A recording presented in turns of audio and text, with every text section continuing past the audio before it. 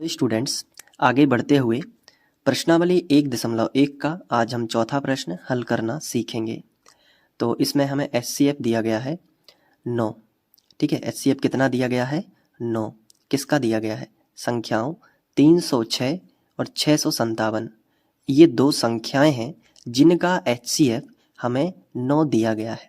कितना दिया गया है? 9। संख्याएं कौन कौन सी हैं? 306 और 657। तो HCF दे के LCM हमें ज्ञात करने के लिए बोला गया है। LCM भी किसका? उन्हीं दोनों संख्याओं का, 306 और 657।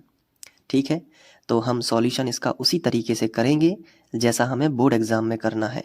तो नोट्स भी बनते जाएंगे और समझ में भी आ जाएगा। तो सबसे पहले लिखेंगे जो दिया है, तो हम लिखेंगे दिया है। और क्या दिया गया है आप खुद बताओ। HCF जो है वो 9 दिया गया, यही दिया गया है ना। तो सबसे पहले लिखोगे कि जो HCF है किसका? 306, 657, ये हमें दिया गया है 9।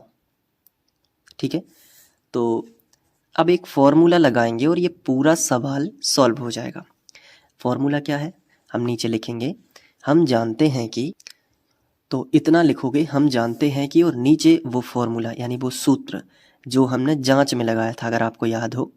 तो जांच में क्या लगाया था? दोनों संख्याओं का गुणनफल बराबर LCM गुणित HCF।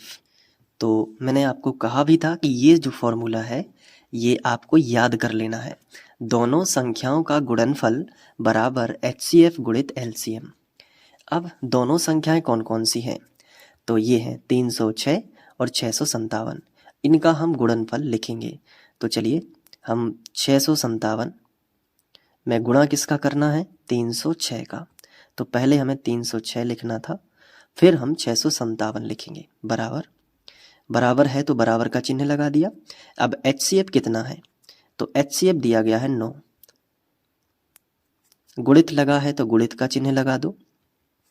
LCM क्या करना है? LCM हमें ज्ञात करना है, तो हम LCM यहाँ पे लिख लेंगे। क्लियर है ना? जो ज्ञात करना है वो हमने ज्यों का त्यों लिख दिया। अब क्या करेंगे? LCM, अगर हमें LCM का मान चाहिए तो ये जो 9 है ये गुणा वाली संख्या है, और गुणा वाली संख्या कहाँ आ जाएगी? बटे में। यानी आप यहाँ पे और इम्प्लाइज एट जो चिन्ह होता है इसका यूज़ कर सकते हो।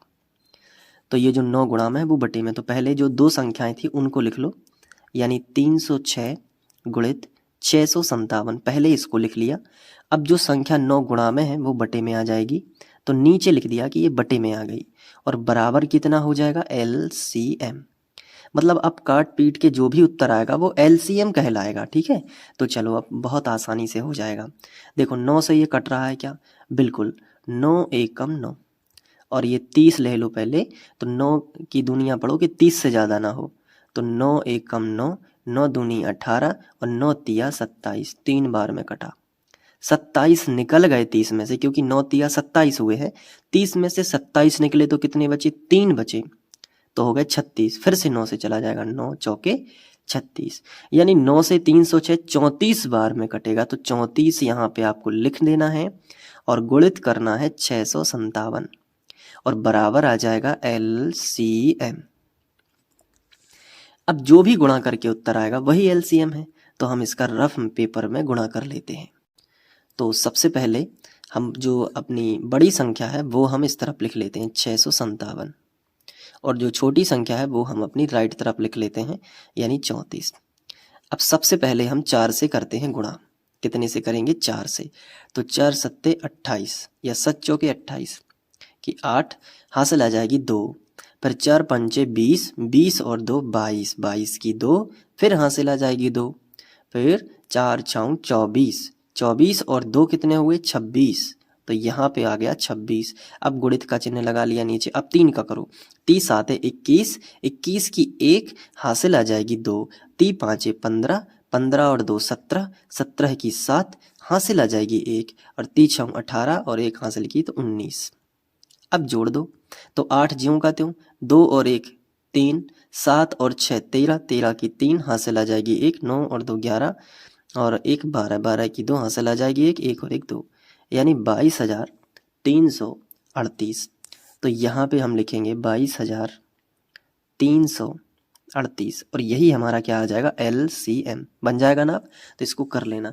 अतः अभीष्ट LCM इतना होगा, लास्ट वाली लाइन भी लिखना है इस तरीके से कि अतः अभीष्ट LCM 22,338 होगा। तो उम्मीद है कि आपको ये सवाल अच्छे से समझ में आ गया होगा। अब अच्छे से नोट कर लो वीडियो को पॉज करके, ये देखो और यहाँ पे, ठीक है। और इसके आगे के वीडियोस देखना चाहते हो तो नीचे डिस्क्रिप्शन में प्लेलिस्ट की लिंक है, उस पर क्लिक करोगे प्लेलिस्ट आ जाएगी, एक एक करके सारे वीडियोस आप देख के गणित को बेहतर बना सकते हो। Thank you.